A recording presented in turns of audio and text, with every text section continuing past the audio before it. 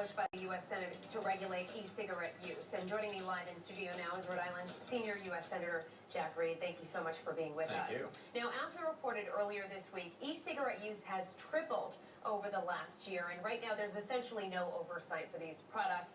And you've actually spearheaded a call by the Department of Health and Human Services to regulate these.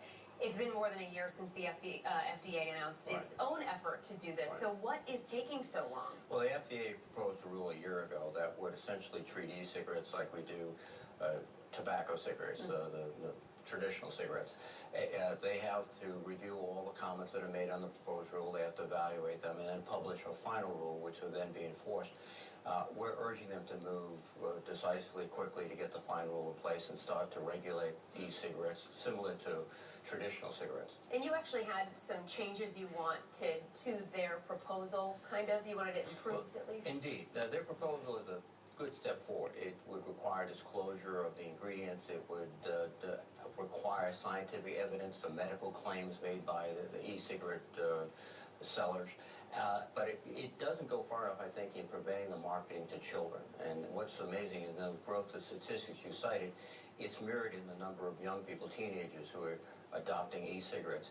And there is, I think, a public health danger that should be confronted, and the rule, I think, will help us do that. And we talk about the marketing to children. A lot of that is because so many of these e-cigarettes are flavored vapors, things that would appeal to a child. Is that right? Right. There are incidents of bubblegum flavor for these e-cigarettes, and others that have an appeal principally to not just to children, but it's a flavor more common to kids than to the adults. Then there's promotions by celebrities. There's promotion of these e-cigarettes at places where you've got a lot of young people, entertainers that have a large following among teenagers.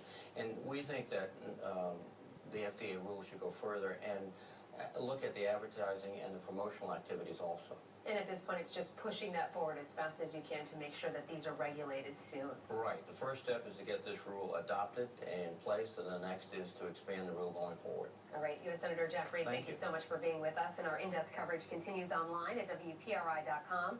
Learn more about the increase in